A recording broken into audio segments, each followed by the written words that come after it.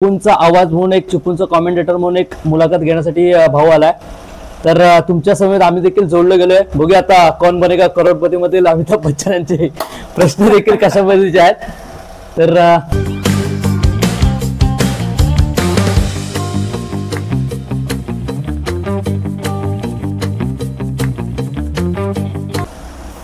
नमस्कार मंडळी, मी तेजस कदम, तुमचा लाडका गावकरांचा तेजू, तुमचं स्वागत करतो या नवीन व्हिडिओमध्ये।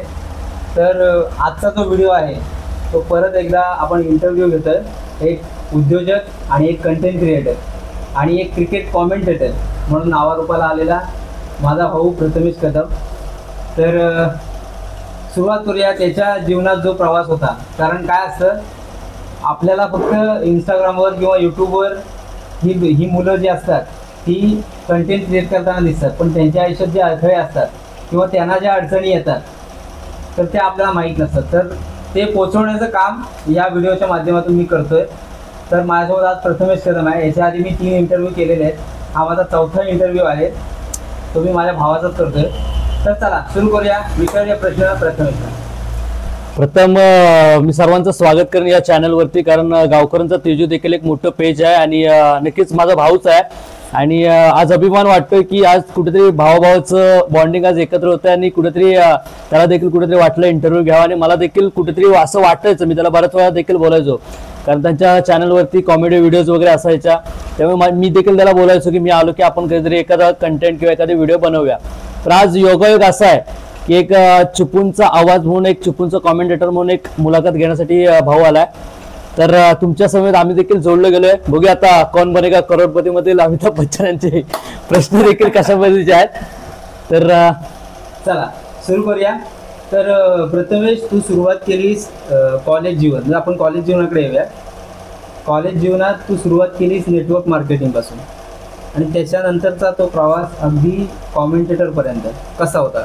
म्हणजे काय तुला काय वाटलं असं की डायरेक्ट नेटवर्क मार्केटिंग नंतर स्वतः एक उद्योजक, म्हणजे तू आता सुद्धा उद्योजक आहेस आणि नंतर तू लगेच क्रिकेट कॉमेंटेटर म्हणून नावारूपास आलास, काय वाटतं? प्रथम जीवनाची सुरुवात ही प्रत्येकाची वेगळीच असते आणि तेव्हा आपल्याला देखील काय कोणत्या गोष्टी माहीत नसतात। पण पहिलं काय माहिती आहे, मी कॉलेजला होतो DBJला, FY SY TY वगैरे केलं आणि त्याच्यानंतर एक आमचा ग्रुप होता, म्हणजे आमच्या गावामध्ये असतील असे नेटवर्क मार्केटिंगमध्ये, म्हणजे आता मार्केटिंग म्हटलं तर आपण बऱ्याचशा गोष्टी येतात, फायनान्शियल मार्केटिंगमध्ये येतं, इन्व्हेस्ट सेक्टर आला, प्रोडक्ट बेस आला किंवा शेअर मार्केट वगैरे असे बरेचसे प्रकार आहेत। तर त्यामध्ये मी खरं तर सुरुवात केली असेल ना तर कॉलेजमधून पार्ट टाइम सुरुवात केली होती।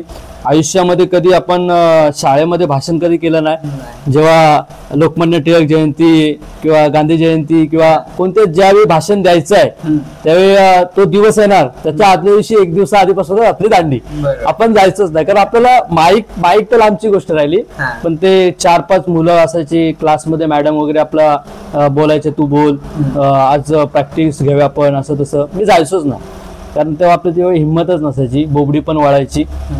आणि त्यानंतर सुरुवात असं झालं नेटवर्क मार्केटिंगमध्ये, म्हटलं पार्ट टाइम आपला थोडं रिचार्ज असतील, ह्या त्या गोष्टी बऱ्याचशा गोष्टी असतात जेव्हा आपल्याला कॉलेज लाईफमध्ये गरजा असतात, मग ते गिफ्ट देणं, ह्या देणं, बऱ्याचशा गोष्टी असतात, अर्निंग सोर्स असावा। त्यामुळे एक घरात मी स्वतःहून बोललो की आपण प्रत्येक वेळी थोडे ना मागत बसणार की पप्पा पैसे द्या, मम्मी पैसे द्या।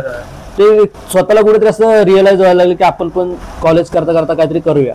तर एक माझा मित्र मिळाला आमच्या इथे खडपोली गावामध्ये, मुकेश म्हणून, आणि एक आमचा ग्रुपच होता, तो मुकेश असेल, संदेश असेल, स्वप्नील असेल, आणि ते एक नेटवर्क मार्केटिंगमध्ये आम्ही घुसलो।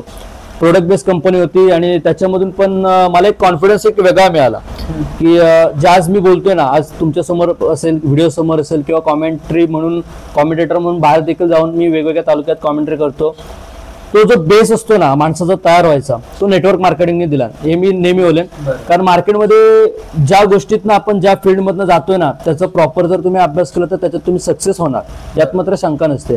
आज मार्केटिंग जरी मी केलं असेल तरी बरेचसे लोक मला नावं ठेवणारे देखील भेटले की नाही मार्केटिंगमध्ये लोक फसवतात, चेन सिस्टीम असते, त्या गोष्टी आहेत, पण ते प्रॉपर जर अभ्यास केला, प्रॉपर जर गायडन्स घेतला सिनियरचा, तर त्या गोष्टी तुमचं आयुष्य जातात। नेटवर्क मार्केटिंगमध्ये देखील मी ॲज अ पार्ट टाइम म्हणून काम करायला गेलो. 1.5-2 लाख रुपये त्याच्यामधून देखील कमवले. त्याच्यानंतर माझी स्वतःची बाईक स्वतःची हिमतीवर घेतली कॉलेज लाईफमध्ये. मोबाईल घेतला. त्यानंतर विमान प्रवास देखील माझा फुकटमध्ये झाला होता गोव्याला मध्ये. आम्ही गोव्यात आपला भाव विमानाने गेला होता. ऍक्च्युली आम्ही गेलो होतो म्हणजे ट्रिप होती शिमल्याची टार्गेट लागलेलं, पण ते थोडंसं वॉर वगैरे चालू होता त्यामुळे आम्हाला शिमल्यामध्ये नेलं होतं. आणि चांगला प्रवास तिकडे देखील झाला. 4 दिवस आम्ही एन्जॉय केलं. 5 स्टार हॉटेल वगैरे होतो. चर्च वगैरे गोव्याला खूप प्रसिद्ध आहेत, तिकडे देखील एन्जॉय केलं. त्यानंतर थोडंसं नेटवर्क मार्केटिंगमधून थोडं लाईफ थोडी हळूहळू म्हटलं मूव ऑन होऊया, कारण कुठेतरी स्वतःचं काहीतरी चालू करूया. किती दिवस आपण सिनियरचा गायडन्स घेत बसणार किंवा किती दिवस धावपळीचं जीवन जगणार. त्यामुळे त्याच्यानंतर एक बिझनेसमध्ये होतो नेटवर्क मार्केटिंगमध्ये. त्यानंतर एक डोक्यात सेट झालं की आपण लाईफमध्ये करायचं तर बिझनेस करायचं. त्यामुळे मग धंद्याच्या लाईनमध्ये मग मी मोबाईल ॲक्सेसरीजचं शॉप प्रथमेश शॉप या नावानं चालू केलं. त्याच्यानंतर मग त्याच्यामध्ये डेव्हलप का तर एका बेसवर काय होत नाही, त्यामुळे गिफ्ट असतील, मोबाईल ॲक्सेसरीज असतील किंवा रिचार्ज ऑनलाईन सर्व्हिस असतील त्या चालू केल्या. असा माझा तिथपर्यंतचा प्रवास. बरोबर. मग तू आता एक स्वतः एक तरुण उद्योजक म्हणून काम करतोय. खरं तर त्याचा आम्हाला अभिमान आहे, कारण काय हल्लीची मुलं आता जास्त नोकरीच्या मागे पळतात. बरोबर. तर मी कायम असं म्हणत असतो, मी याच्या आधी आमचा जो भाऊ आहे रितेश महाडे त्याचा सुद्धा इंटरव्ह्यू घेतला होता. तर त्याने सुद्धा असं सांगितलं होतं की मराठी तरुण मुलांनी कुठेतरी असं बिझनेस व्यवसायाकडे वळलं पाहिजे. आता ह्यासाठी आता हा पण काय असं नव्हतं की ह्याची फॅमिली बॅकग्राऊंड चांगली आहे म्हणून ह्यानं स्वतःचं दुकान टाकलं असा विषय नाही आहे. त्याने ते स्वतःच्या हिमतीवरच टाकलंय. त्याने आता त्याचा प्रवास सांगितला नेटवर्क मार्केटिंगचा. कॉलेजमध्ये असताना कुठल्या मुलाला असं वाटेल की ज्याच्याकडे सगळ्या सुखसोयी आहेत पण त्याला असं का वाटेल की स्वतःचं काहीतरी अर्निंग असावं. पण त्याला ते वाटलं आणि त्यांनी सुरू केलं आणि त्यातनंच ते पैसे साठवून त्याने एक स्वतःचं दुकान टाकलं. दुकान आपलं 3 वाडात आहे पिंपरीमध्ये चिपळूणला. तर तिथे सुद्धा तुम्ही व्हिजिट देऊ शकता प्रथमेश शॉपीला. पण नंतर जो बदल झाला प्रथमेश आधी व्हिडिओ करत होता, म्हणजे टिकटॉक सुरुवातीला आला होता. तर टिकटॉकमध्ये प्रथमेश व्हिडिओ करत होता, नंतर इंस्टाग्रामवर करत होता. पण नंतर काही पर्सनल इश्यूजमुळे त्यानं तो गॅप टाकला. मी ते आता त्याच्याबद्दल त्याला बोलतो सुद्धा, कारण तो खूप त्याचं वक्तृत्व चांगलं आहे.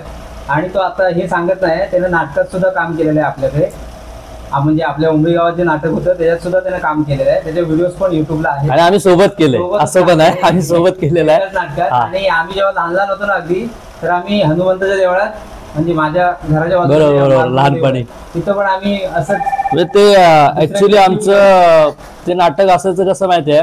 तेव्हा आम्ही पहिली दुसरी वगैरे असायचो आणि माझं मामाचं गाव याचं म्हणजे जो तिथं राहतो उमळीमध्ये ते माझ्या मामाचं गाव आजोळ आणि माझा मामे भाऊ. आणि तिकडे आम्ही जायचो. मी गेलो की मग आमचं एक म्हणजे तो ग्रुप असतो ना दुसरे तिसरेचा असं ग्रुप असायचा आमचा. आणि मग आमचं प्लॅन असायचे. आम्ही तेव्हा लहानपणी ह्यांचे मोठ्यांचे सगळ्यांचे नाटक बघायचो. आमच्या सोमजाईच्या मंदिरामध्ये नेहमी यात्रेनिमित्त दरवर्षी व्हायचं. मग आमच्या डोक्यात पण फीड असायचं ऐतिहासिक नाटक आज करायचा. ते असायचे 2 तासाचे पण आमचे 10-15 मिनिटाचे. पण सेटअप जो असायचा माईक म्हणून आम्ही काय यूज करायचो माहितीये का, ग्लास. आणि ग्लासला तो आपण फुगा लावायचो दोऱ्याने बांधून वगैरे त्या घंट्याला लटकवत आम्ही नाटक करायचो. आणि वलटे म्हणजे तलवारी आणि ती काकू आपली तुमच्या पेजवर तिथं शिव्या घालत होती. आमची लाकडं चोरतात पोरं. ती माझी एक वेगळीच होती, लहानपणीच्या आठवणी होत्या. पण कधी असं वाटलं नव्हतं की एक लहानपणी आम्ही एक कॉमेडी झोन म्हणून एक तेव्हा आम्ही टायमिंग वगैरे पण सेट करायचो. 7 वाजता नाटक आहे आमच्या वाडीत सांगायचो तुम्ही या जेवणाच्या आधी 10 ते 15 मिनिटाचं नाटक असायचं. यायचे आणि मेकअप पण आमचा एकदम प्रॉपर असायचा. पॉन्ड्सची पावडर, फेअर अँड लवली, कोणाची तरी ताईवीची लिपस्टिक चोरायचो इथं लाल लाल करायला जरा. आणि चांगलं असायचं, मजा यायची तेव्हा. पण तेव्हापासूनच ती आवड आमच्याकडे निर्माण झालेली आहे. तर त्यामुळे म्हणून मला कायम असं वाटत राहायचं की पतूनही काहीतरी म्हणजे त्याच्याकडे जी नॅचरल अभिनय म्हणजे नॅचरल जी ऍक्टिंग आहे त्याचा काहीतरी त्याने वापर करावा म्हणून असं मला वाटत होतं. पण अचानक त्यानंतर मी त्याने प्रथमेश शॉपी टाकली आणि त्यानंतर तो वळला तो क्रिकेट कॉमेंटेटर म्हणून. आणि क्रिकेट कॉमेंटेटर म्हणून हळूहळू त्याचं नाव होत गेलं. आणि नाव एवढं झालं की त्याच्यात फक्त पंचक्रोशीत नाही तर अख्ख्या तालुक्यात त्याचं नाव झालं चिपळुणात. आणि चिपळुणात त्याला लोक ओळखायला लागली. तर त्याबद्दल काय सांगितलं प्रथमेश, अचानक त्याकडे वळलास त्याबद्दल काय सांगितलं? नाही ऍक्च्युली सांगायचं म्हणजे काय माहितीये, मी अजूनही मला विश्वास आहे की मी त्या क्षेत्राकडे कसा वळलो माझंच मला प्रश्नचिन्ह आहे. पण कसं झालं माहितीये, तर तुला सांगितलं असेल, सांगितलं म्हणजे सांगितलं म्हणजे विषय काय आला, आमच्या गावामध्ये अँड्रमच्या स्पर्धा वगैरे असायच्या. तेव्हा मी पहिला आमच्या वाडीतनं वगैरे क्रिकेट खेळायला जायचो. आणि तेव्हा आपला म्हणजे माझं असं होतं, आई शिक्षिका म्हटल्यावरती 7च्या आत घरात, ही पहिली गोष्ट. आणि दुसरं महत्वाचा मुद्दा म्हणजे काय असायचा की बाहेर मित्रांबरोबर जास्त वेळ थांबायचं नाही. शाळेत आलास की जरासं 5-10 मिनिटं आपलं म्हणजे माझं मैदान कुठं असायचं माहिती आहे की घराचा अंगणा हा माझं मैदान असायचं. पण नंतर 4वी-5वीला गेल्यानंतर मग थोडंसं घरात टांग देऊन मग जरा मित्रांसोबत जायचं, मग पोहायला जायचं, या त्या गोष्टी आम्ही लपून छपून शिकलोय. आणि नंतर मग काय आलं, क्रिकेटमध्ये वळण्याचं कारण कसं झालं माहिती आहे, कॉमेंटेटर ही मोठी गोष्ट आहे, पण माझ्या आयुष्यामध्ये सर्वात पहिली कॉमेंट्री केली असेल ती माझ्या वाडीच्या टीमची, कडपोली रामवाडी. आणि अँड्रमची स्पर्धा होती, आम्हीच ठेवली होती, पहिलंच वर्ष होतं. आणि सगळं साऊंड सिस्टीम, माईक वगैरे लावलं होतं. आणि माईकवर बोलणार कोण हा फक्त प्रश्नचिन्ह होता. सेटअप सगळा रेडी होता. आमच्या गावामध्ये पण बरेचसे कॉमेंटेटर वगैरे आहेत, तुषार शिंदे असतील, फिरोज कडबेकर असेल, पाटणकर काका असतील, आणि बरेचसे आहेत. सुमित मोहिते माझा मित्र आता सध्या माझ्यासोबत तो सुद्धा ह्या सीझन मध्ये आहे. आणि त्यांच्या समवेत बरेचसे कॉमेंटेटर होते. पण त्यावेळी अशी वेळ होती ना की तिथं बोलणारा कोण नव्हतं. मग बोलणारं कोण नव्हतं तिथं, मंडळाचा खजिनदार आणि सगळ्या गोष्टी असायचो मी तिथं. मग पोरं काय बोलले, तू काय करू नको, फक्त बाउंड्री गेली, 4 रन गेले बाबा, 4 रन, म्हणजे ते गावठे पद्धतीतच 4 रन गेले, 2 रन धावले, असं असं फक्त सांग आणि स्कोर सांगोर झालं. मग तिथं ती सुरुवात झाली.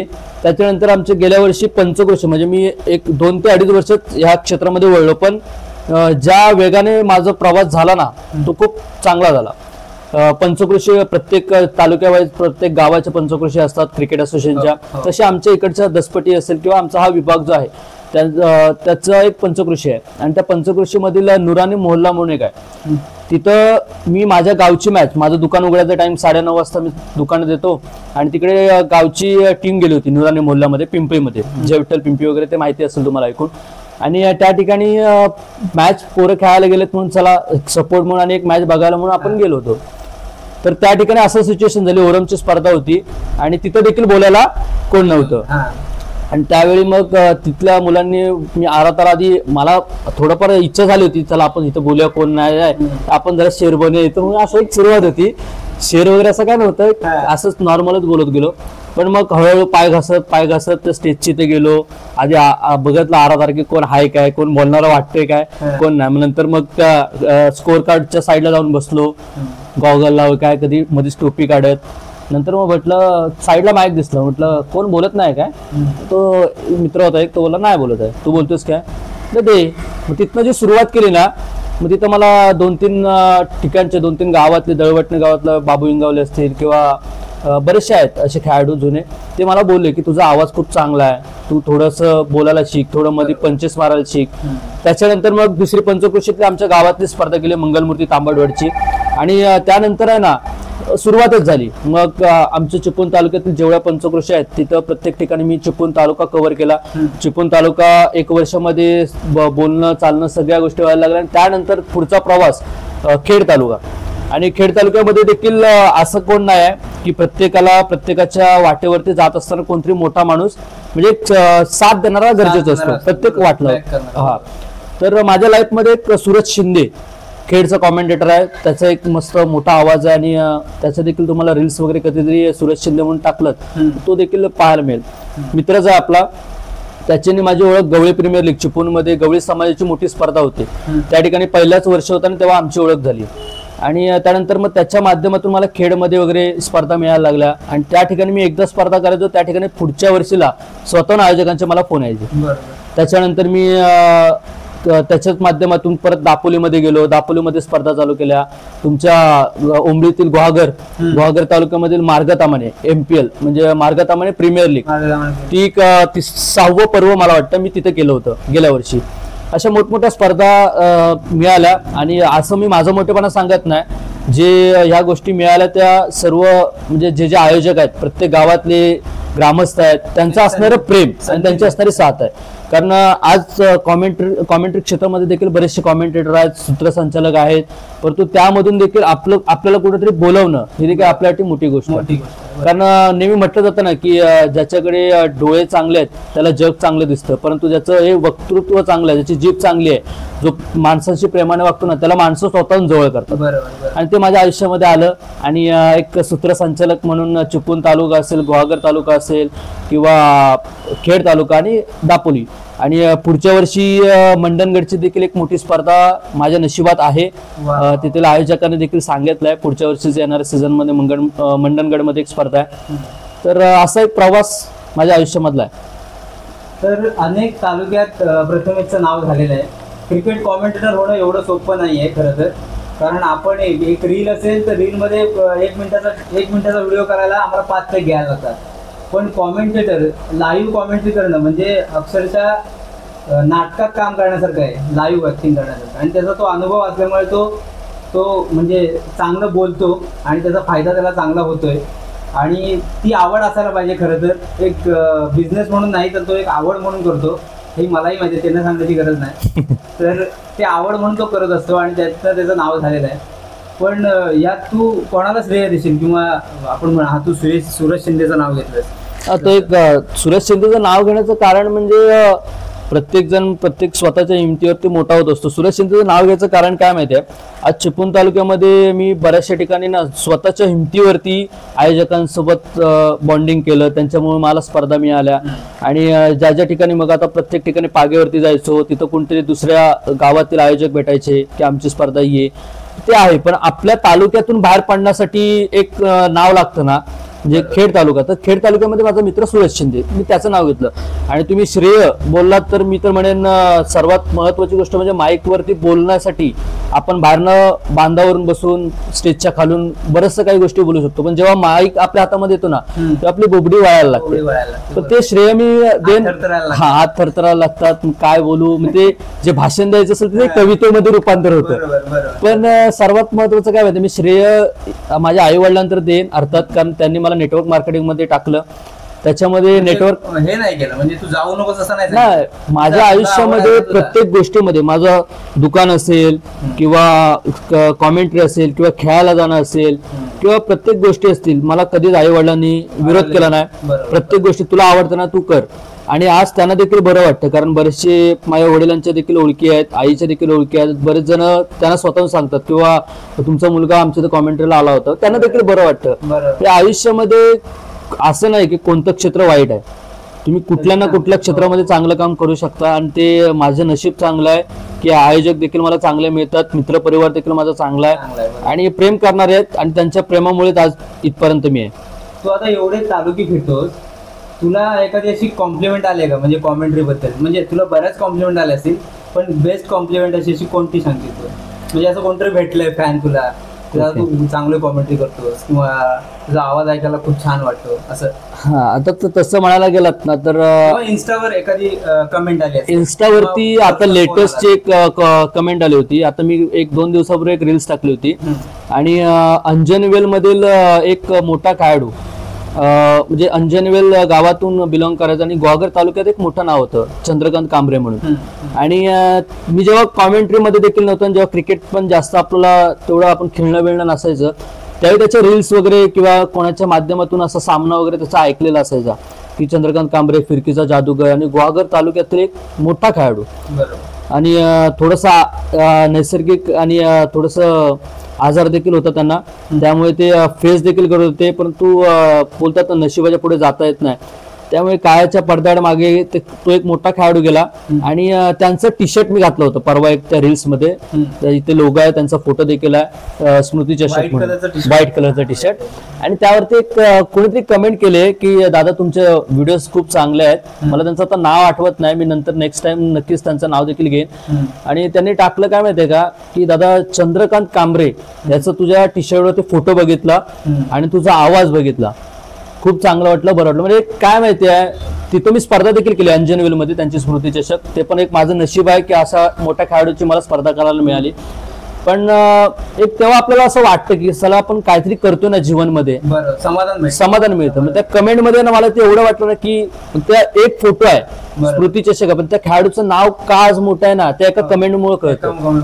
कारण आपण बरेचसे टी शर्ट घालतो, प्रत्येक गावाचे असतील, प्रत्येक आयोजकांचे असतील, पण त्या चंद्रकांत कांबरेचं टी शर्ट घातलंच हे कमेंट आली ना, तिथं असं वाटलं की नाही भाऊ काहीतरी आपण करतोय. मग ती टी शर्ट तुला त्या आयोजकांकडून कॉमेंटेटर म्हणून माझ्या आयुष्यात ती पहिलं टी शर्ट असेल. सन्मान चिन्ह तर सगळीकडेच मिळतात, सत्कार देखील मिळतो, मान सन्मान देखील मिळतो. पण ते एक त्या मोठ्या खेळाडूची त्याला ऍक्च्युली मला भेटायची इच्छा असायची पहिली जेव्हा मी ऐकायचो ना त्याची स्टोरी, पण ते नशिबात नव्हतं. पण नशिबाने मला गुहागर मधली पहिली स्पर्धा अंजन वेलची करायला मिळाली आणि ती देखील चंद्रकांत कांबरे यांची. ते एक माझ्या आयुष्यातला चांगला पॉईंट होता. आणि कॉम्प्लिमेंट किंवा असं एखादा बोलतो ना एक शाबासकीची थोप अशी प्रत्येक गावातनं आयोजकांच्या माध्यमातून मिळते. दळवटण्यामध्ये देखील रुपेश दादा आहेत आमचे, त्यांचा देखील सपोर्ट कायम असतो. किंवा दशरथ डाबोकर असतील, त्यांचे देखील बऱ्याच वेळा कमेंट आल्या आहेत. किंवा आपल्या अबू टसाई साहेब असतील, त्यांचे बऱ्याच जणांचे कमेंट मला मिळतात. परत आपल्या चिपळूणचे सर्वात मोठा म्हणजे एक हिंदी आणि मराठी सूत्रसंचलन ज्यांच्या माध्यमातून होतं सिद्दीक भाई मेमन, एक दर्जेदार कॉमेंटेटर आहेत, त्यांचं देखील मार्गदर्शन मला वेळोवेळी मिळत आलंय. मी बोलतो ना की आपल्याला प्रत्येक क्षेत्रामध्ये गुरु हा लागतोच. त्या पद्धतीने माझ्या आयुष्यामध्ये बरेचसे गुरु आले, आई वडील असतील, त्याच्यानंतर तुमच्यासारखे मित्र असतील, भाव असतील, जे कायम सपोर्ट करत असतात. आणि सर्वात महत्वाचं म्हणजे तेजसचा देखील मला चांगला सपोर्ट असतो. सगळ्यांचं सांगतो भावाचं राहून गेलं, भावाचा देखील खूप सपोर्ट होतो. मध्यंतरी टिकटॉक जो चालू होता त्या टिकटॉक मध्ये देखील मी आधी स्टार्टिंगला असंच नॉर्मल व्हिडिओ बनवायला लागलो, नंतर मग स्वतः कॉमेडी व्हिडिओ बनवायला लागलो.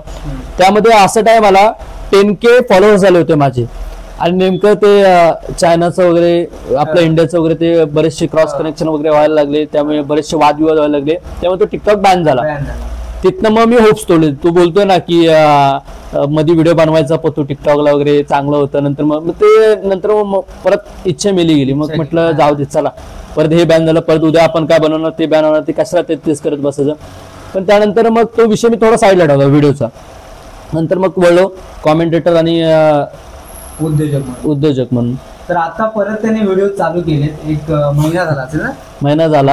आणि याच्या कॉमेंट्रीच्या ज्या व्हिडिओज आहेत 2-3च व्हिडिओ आहेत, तर जास्त व्हिडिओ टाकत नाही कॉमेंट्रीच्या. तर त्या व्हिडिओज तुम्ही बघू शकता. इंस्टाग्रामला पेज आहे प्रथमेश 313 म्हणून, कदाचित त्याचं नाव बदलेल आज उद्या, पण आता सुरुवातीला तरी प्रथमेश 313 म्हणून पेज आहे इन्स्टाला. तर सगळ्यांनी जाऊन फॉलो करा. आणि यूट्यूबला सुद्धा त्याचं चॅनल आहे PK क्रिएशन म्हणून, तर त्याची लिंक मी तुम्हाला डिस्क्रिप्शनमध्ये देईन, तर त्याला सुद्धा तुम्ही फॉलो करा. आणि आता हा जो प्रवास आहे, तू म्हणजे मराठी तरुण उद्योजक असतील किंवा एखाद्याला वाटत असेल की आपण कॉमेंटेटर व्हावं प्रथमेश सारखं. आता प्रथमेशचा इंटरव्ह्यू बघून बऱ्याच जणांना वाटेल की आपण कॉमेंटेटर व्हावं, पण तुम्ही होऊ शकता. पण ती स्किल तुमच्यात असलं पाहिजे. तुमच्यात जर स्किल असेल तर तुम्ही ते वापरायला पाहिजे, म्हणजे लोकांपर्यंत ते पोहोचवायला पाहिजे. तुम्ही तुमच्यापुरतं ठेवलं तर ते काय लोक तुम्हाला स्वतःहून येऊन काय सांगणार नाही तुझं स्किल दाखव म्हणून. तुम्ही जर तुमचं स्किल दाखवलं, तुम्ही स्वतःला एक्सप्रेस केलं, तर लोकांपर्यंत तुम्ही पोहोचणार. आज प्रथमेश पोहोचतोय किंवा मी पोहोचतोय किंवा चिपळूणचे अनेक मोठे कंटेंट क्रिएटर आहेत. आज पतूकडं तर म्हणजे आम्ही फक्त कॉमेडी व्हिडिओज करतो किंवा युट्यूबवर व्हिडिओज करतो, पण पतूकडं सगळे स्किल्स आहेत. तो स्वतः एक उद्योजक आहे, स्वतः एक कॉमेंटेटर आहे, स्वतः कंटेंट क्रिएटर आहे. म्हणजे त्याचे व्हिडिओज हे कोणाची कॉपी नसतात. तो स्वतः म्हणजे स्वतःला जे सुचतं त्याला, म्हणजे तो बाहेरच्या दुनियेत काय बघत असतो ते त्याला सुचतं, ते तो डायरेक्ट बोलत असतो ऑन माईक. आणि खरंच खूप चांगली गोष्ट आहे. स्वतः कंटेंट क्रिएटर होणं किंवा स्वतः कंटेंट क्रिएट करणं ही सोपी गोष्ट नाही. आम्हालाही माहिती आहे, आम्ही सुद्धा इकडनं तिकडनं कॉपी करतो. मी स्वतः बोलतो मी कॉपी करतो. मी वेदांतला सुद्धा सांगितलं होतं मागच्या वेळी की मी तुझ्या व्हिडिओज कॉपी करतो, हसला सुद्धा होता. पण स्वतः कंटेंट क्रिएटर बोलणं म्हणजे सोपी गोष्ट नाही. भलेही 10 लोक बघू देत, पण ते स्वतःचा कंटेंट आहे याबद्दल आपल्याला अभिमान असतो. आणि तो अभिमान मला प्रथमेशचा दिसतो, तो कॉन्फिडन्स दिसतो. आजही मी त्याला बोललो, भावा तुझा मला इंटरव्ह्यू घ्यायचा आहे. तो मला बोलला मी कोणाचं कॉपी नाही करणार. म्हटलं तो कॉपी नको करू, तुझं जे आहे, तुझं जे आयुष्य जसं जसं घडत गेलंय यापुढेही तो मोठा कॉमेंटेटर होईल. चुकवातेचे बॅनर वगैरे लागतील, आम्ही बघू. पण आता सुरुवातीला त्याला सपोर्ट करणं हे महत्वाचं. कारण माणूस जेव्हा मोठा होत असतो ना, तेव्हा त्याला सपोर्ट करणं महत्वाचं असतं. मोठा झाल्यावर त्याला बरेच जण कमेंट करतात, तुला कॉल करायचा आहे किंवा तुला येऊन भेटायचंय, हे बरेच जण बोलत असतात. पण तो आता जेव्हा ती जी पायरी चढतोय तेव्हा त्याला सपोर्ट करणं खूप महत्वाचं असतं. त्यामुळे तसं म्हणायला गेलात ना, तर कॉपीचा एक जो विषय तुम्ही बोललात, म्हणजे कॉपी आयुष्यामध्ये करायला लागतं. आपण कॉलेज हायस्कूलमध्ये कॉपी करत आलोय, तर आयुष्यामध्ये नंतर तर ते जमाना गेला. आता मारतात की नाही माहित नाही पोरं, पण कॉपी हे आयुष्यामध्ये तुम्हाला करावंच लागतो. तो एक जो शाळेतला बोललो कॉपीचा, ते एक कॉमेडीचा विषय आहे. पण प्रत्येक गोष्ट जर तुम्हाला शिकायची असेल ना, तर प्रत्येकाला थोडा म्हणजे त्याचा एक्सपिरियन्स घेणं, त्याचा अनुभव घेणं, त्याच्याकडून माहिती घेणं, किंवा तो करतोय ना, मी म्हणतो 100% तो करतोय, तर 100% तुम्ही तुमच्यात उतरवायला बघू नका. त्यातलं एक 10 ते 15% त्याच्यातली आपल्यामध्ये बोलण्याचं टोनिंग. आणि मला एक सांगायला नक्कीच आवडेल की ज्यांना कोणाला सूत्रसंचालक वगैरे अजून मी कोण मोठा कॉमेंटेटर नाहीये, फक्त मी एक सांगण्याचा प्रयत्न का करतोय, कारण आपल्याला प्रत्येक गोष्टीत शिकणं फार महत्वाचं आहे. तुम्हाला जर मोठं व्हायचं असेल ना, तर जे मी गोष्ट केली नाही, म्हणजे शाळेमध्ये भाषण करणं असेल, स्टेज डेअरिंग, जी आपल्याला शाळेमध्ये मिळते, त्या गोष्टी जर तुम्ही केल्यात तर जास्तीत जास्त ग्रोथ लवकरात लवकर होऊ शकते. ते एक मेन कारण आहे. आणि एक उद्योजक म्हणून तू तरुण जे उद्योग ज्यांना वाटतंय की आपण काहीतरी उद्योग चालू करावं, त्यांना तू काय सांगशील? एक उद्योजक म्हणून मला एवढं सांगायला आवडेल, तुम्ही आता मराठीचा पण जास्त उल्लेख होतोय आपला महाराष्ट्रामध्ये, एक अभिमानाची गोष्ट आहे आणि ते होणं गरजेचं आहे. कारण आज प्रत्येक दुकानदार असेल, बरेचसे बाहेरनं देखील येऊन इथं आपल्या इथं व्यवसाय करतायत. आणि महत्वाचा गोष्ट एक मला सांगायला एवढं आवडेल की मराठी माणसाने धंद्यात उतरणं फार गरजेचं आहे. आज पहिली गोष्ट बघायला गेलं तर असं आपण कोणाला बोलू शकत नाही, पण बऱ्याच समाजातील असतील किंवा मारवाडी असतील, भैय लोक असतील, आज परप्रांतीय जे आपल्या महाराष्ट्रामध्ये येऊन आपल्या जीवावरती धंदा करतात. आणि एक आता मध्यंतरी आपलं चालू पण आहे, मराठी भाषेचा विषय चालू आहे, पण आपण जास्त करून त्यावरती आक्षेप करणं गरजेचंच आहे. मराठी येणं हे गरजेचंच आहे. जो धंदा करायला आला त्यानं मराठी शिकणे गरजेचंच आहे, कारण तू धंदा इथं करायला आलायस, बरोबर आहे. पण मला एकच तरुण पिढीला सांगायचं असेल एवढंच की ते धंदा करायला येत आहेत ना, तर तुम्हीच धंद्यात उतरा ना. बरोबर. तुम्ही जर धंद्यात उतरलात तर बाहेरच्यांचा प्रवास थोडा खडतर होऊ शकतो.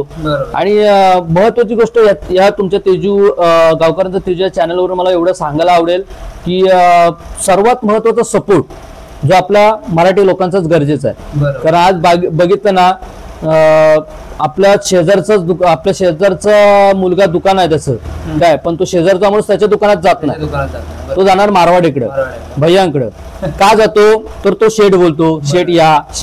त्याला माहिती आहे ती कला आहे, कारण शेट या काय, शेट कुठात मग शेटांची कॉलर टाईट, भले मग ते कुठेतरी घरकाम करत असो किंवा काय असो, पण तो शेट असतो. ग्राहक हा आपल्यासाठी देवाप्रमाणेच असतो, त्यात हे नाही. जरी मराठी माणसाच्या दुकानात आला तरी तो ग्राहकच राहणार आहे, देवच राहणार आहे. आणि मारवाडीकडे गेला तरी तेच आहे. फक्त कसं आहे माहिती आहे, मराठी उद्योजक जसे म्हणजे उतरतायत उद्योगामध्ये, तसंच मराठी ग्राहकांचं देखील तितकाच मराठी उद्योजकांना सपोर्ट पाहिजे, तर मराठी माणूस पुढे येणार आहे. फक्त दही अंडी मध्ये आपण एकमेकांना सपोर्ट करतो थर लावायला, का तर अंडी फोडायची, त्याच पद्धतीने आहे ना, एक आपला माणूस कुठेतरी पुढे व्हावा म्हणून मराठी लोकांनी देखील मराठी उद्योजकाला सपोर्ट करावा.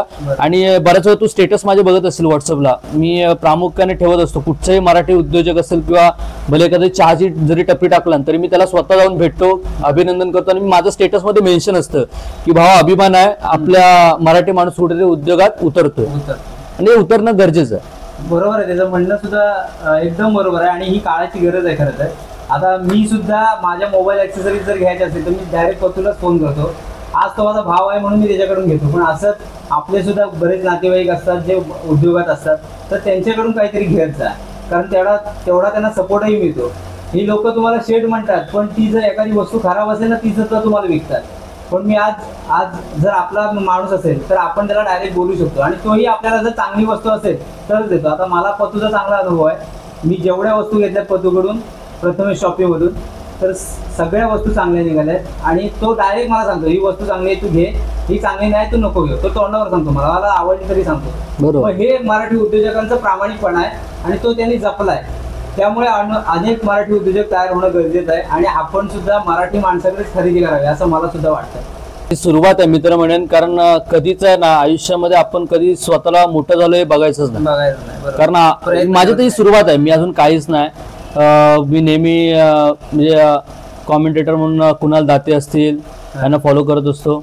किंवा अजून बरेचसे कॉमेंटेटर आहेत त्यांना मी फॉलो करतो, कारण त्यांच्याकडून अजून मला माहिती मिळते. शिकायला मिळतं. बरोबर. आणि नवीन नवीन पंचेस हे ज्या प्रत्येक गावामध्ये वगैरे जातो हा. त्या ठिकाणी देखील म्हणजे चौकार गेल्यावरती व काय पंच मारायचा त्या तिथल्या लोकल टॅलेंट पण मिळतं. बरोबर. हे जे ग्रामीण खेळाडू आहेत, भले आज त्यांना देखील कुठेतरी वाटतं की हा असं बोलावं तसं बोलावं, पण ते आहे ना कुठेतरी कॉमेंटेटरच्या शेजारी येऊन बसतात, हे असं असं वाक्य असं बोल, मग आम्ही ते बोलतो. पण कसं आहे माहिती, त्याला देखील बरं वाटतं आणि आपल्याला देखील काहीतरी नवीन शिकायला मिळतं. बरोबर. त्यामुळे आयुष्यात कधीच आपल्याला सगळं येतंय किंवा आपणच ग्रेट आहे कधीच समजायचं नाही. आपण अजून काहीच नाही, आपल्याला शिकायचं आहे आणि अजून दिल्ली खूप लांब आहे.